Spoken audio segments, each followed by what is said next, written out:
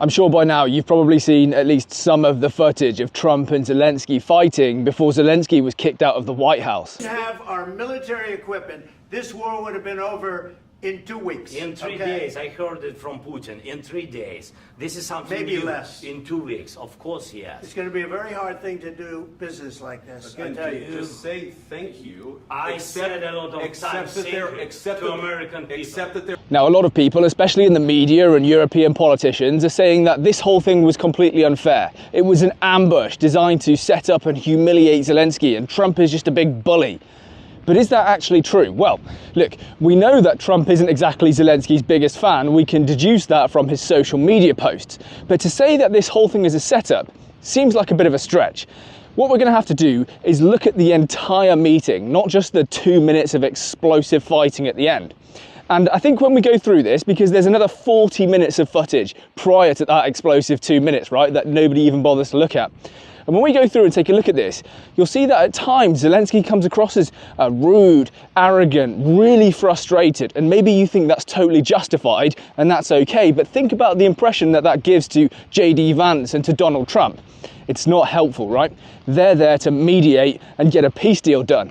Now, I'm not hating on Zelensky. I'm just going to go through and show you some of these clips and you can make your mind up for yourself, and I'll tell you what I think about it. So let's get into it. And at the start of the meeting, actually, everything looks like it's going pretty much okay. But we've started the confines of a deal, and I think something can happen. But your soldiers have been unbelievably brave. We've given them great equipment, but somebody has to use the equipment. They've been unbelievably brave, and we give them great credit. There's even a moment where Zelensky and Trump are debating about whether Europe or America has given more support to Ukraine. But ultimately, at the end of it, they just laugh it off. They joke it out. They gave a lot, but they gave much less. No. Much less. No. No. No. Okay. Okay. So far, so good. But then something changes because Zelensky starts to get frustrated at Donald Trump, talking about the loss of Ukrainian and Russian lives. You know, think of the parents, think of the whether they're in Russia or Ukraine, think of the parents of all these people being killed needlessly. They came to our territory. Should have never started. And then a frustrated Zelensky lays out his terms for peace. Russia has to leave all of the disputed territories, presumably including Crimea. Really, the most important question, can President Trump, I hope yes, with some other allies, to stop Putin, withdraw these enemies, our enemy, withdraw these troops from our land?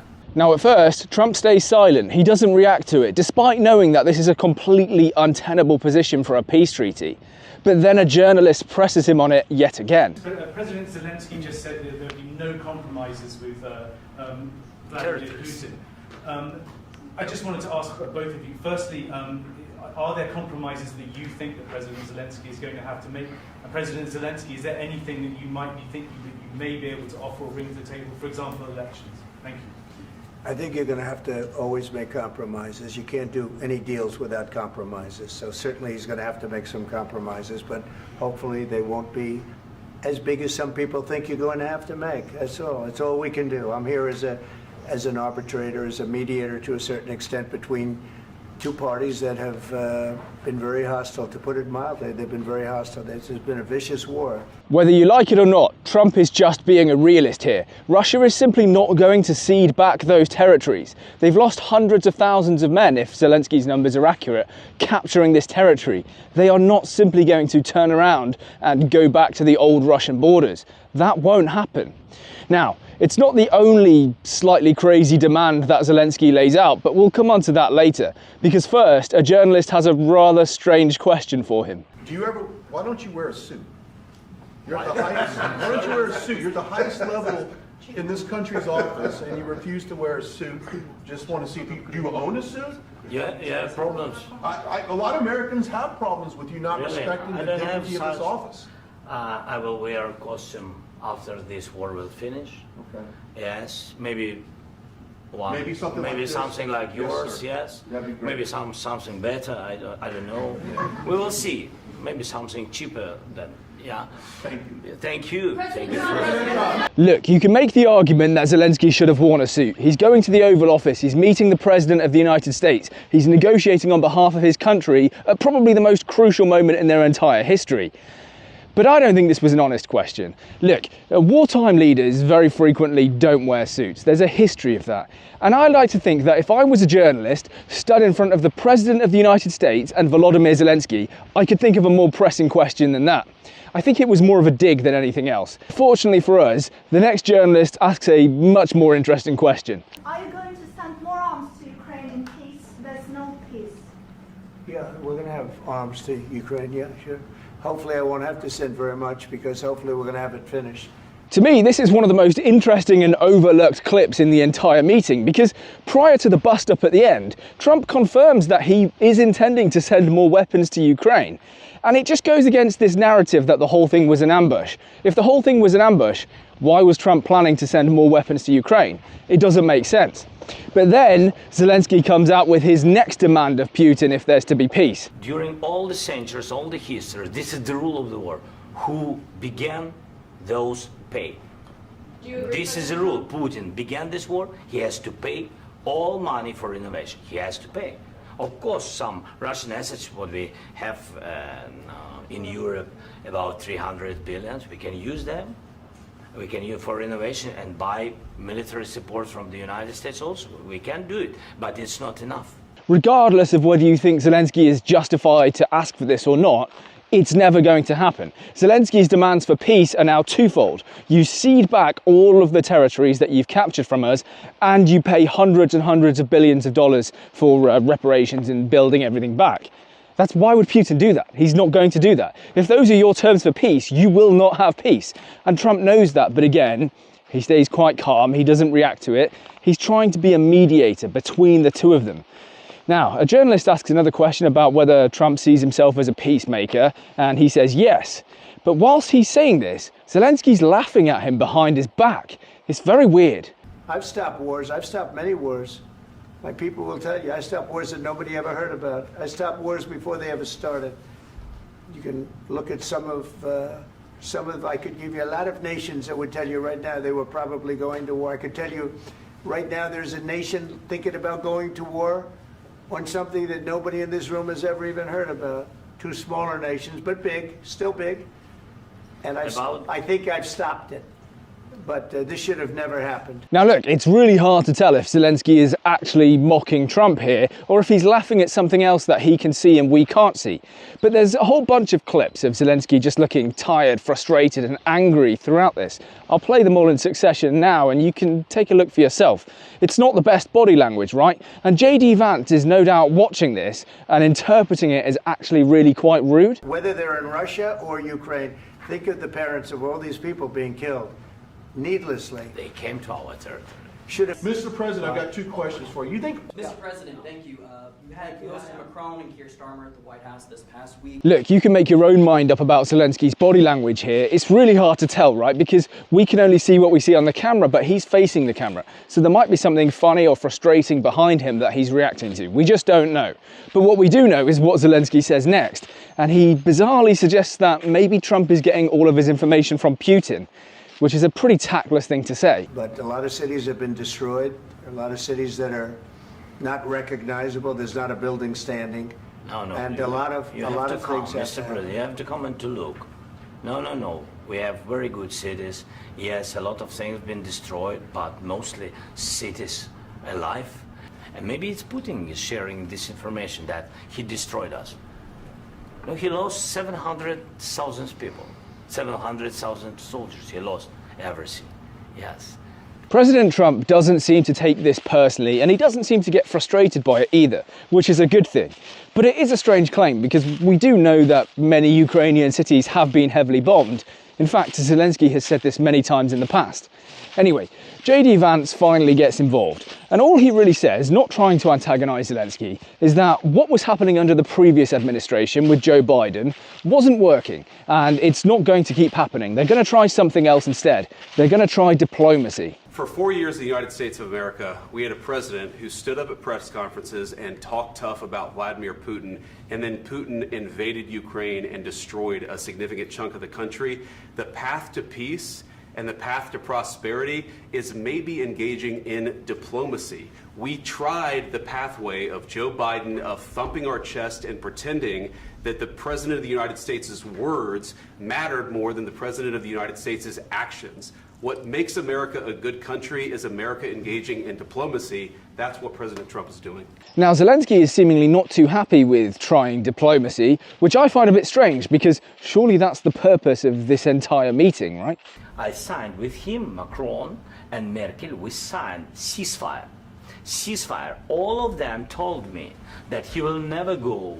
We signed him with gas contract. Gas contract.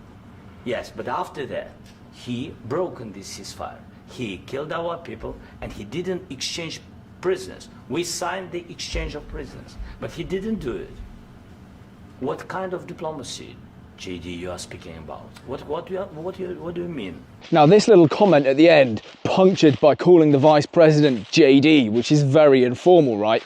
I think really starts to annoy the Vice President. I'm talking about the kind of diplomacy that's going to end the destruction of your country. Yes, but if you Mr. President, with respect, I think it's disrespectful for you to come into the Oval Office and try to litigate this in front of the American media. Right now, you guys are going around and forcing conscripts to the front lines because you have manpower problems. This comment that JD Vance makes about kidnapping unwilling people from the street and sending them to the front line in Ukraine is true. It's not exaggerated. Ukraine is effectively running out of willing volunteers to fight in the war. А я не буду там, а я просто сдохну, понял?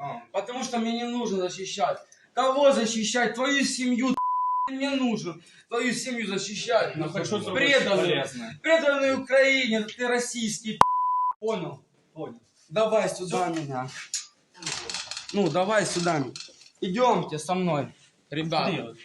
Пошлите со мной воевать. Ты идешь со мной воевать? А ты со мной идешь? And at some point during this tense exchange, a lot of people seem to think that Zelensky may have sworn at JD Vance under his breath. I have been to, I've actually watched and seen the stories, and I know what happens is you bring them on a propaganda tour. Я говорю немного по-русски и сука или сука, блядь, это нехорошо. What am I saying? I'm saying you don't need to be a Russian speaker to know that saying suka at someone is not a good thing. It means bitch. He may have said suka bliat. That's what some people think he said. I'm not going to translate the bliat for the sake of my YouTube channel. Did he say it? I don't know. I don't think the audio is quite there. It looks like he said it with his lips, but he could have said something else. No one really knows. And it's only English speakers who are like, yeah, he totally said this one word that I've heard in a meme.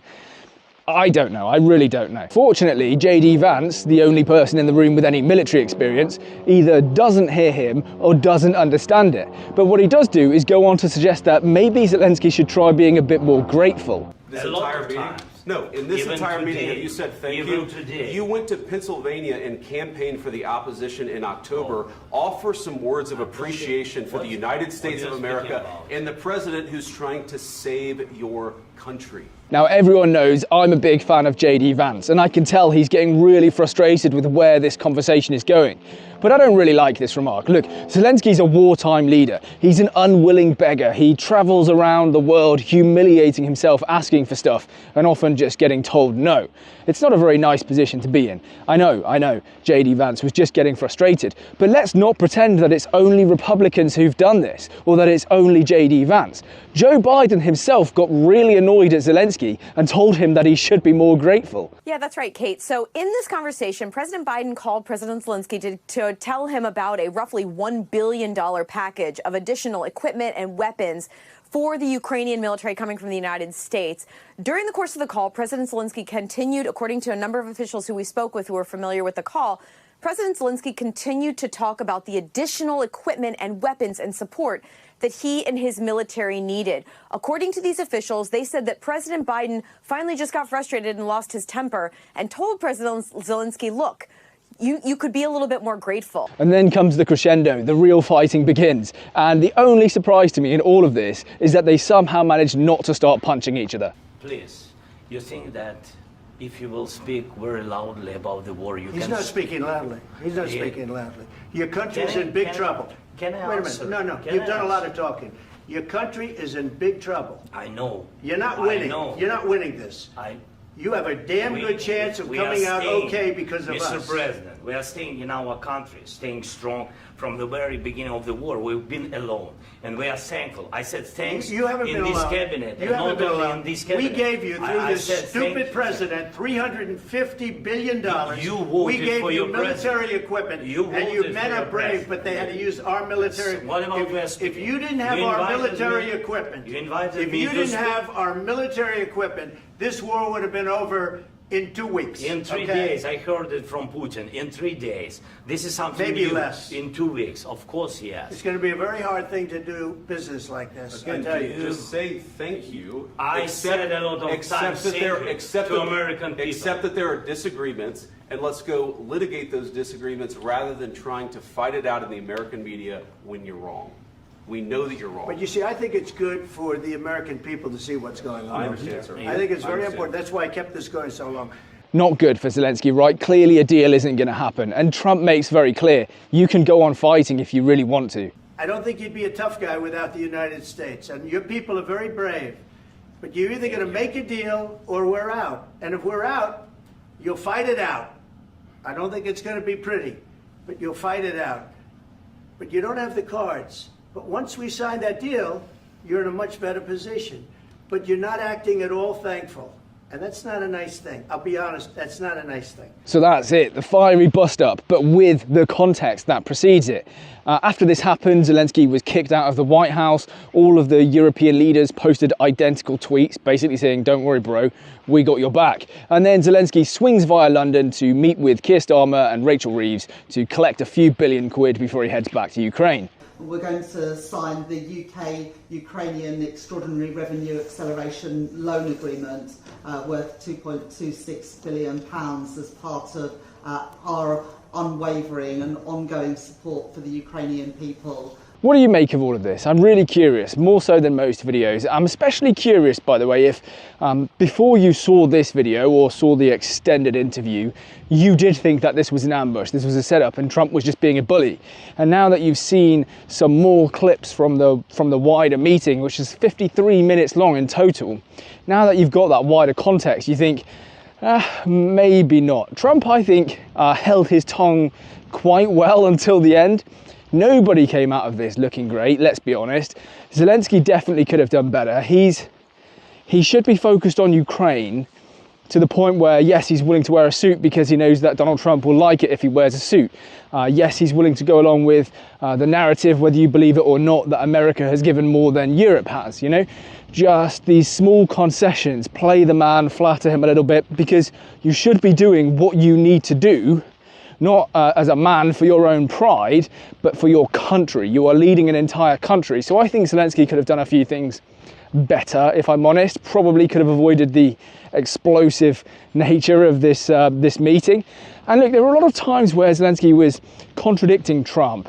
He blamed him at one point for not doing more in his first term between 2016 and 2020. He interrupted him, he was shaking his head, he was laughing. Again, we don't know what he was laughing at. Maybe he wasn't mocking Trump, but there's a lot of things that, especially in his body language, he could have done a little bit better. I think as well, he probably would have benefited from speaking in Ukrainian and having a Ukrainian English translator who's really good with both languages. Trying to do it in English when your grasp of English isn't that great probably wasn't the best idea, if I'm totally honest. His English isn't bad, but this is so sensitive, right? And I just think that would have been a smarter move. And he usually does that. He usually speaks in Ukrainian and then has a translator. Anyway, I'm rambling a little bit. Please do let me know what you think. Let me know if this has changed your mind or if something else you saw has changed your mind. You're welcome, of course, by the way, to hold the belief that Trump was disgusting, Vance was disgusting, Zelensky's a hero. Of course, you're welcome to hold that view.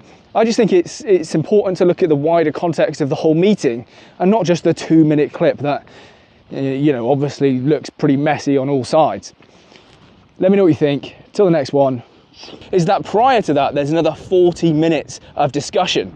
And I think as we go through it,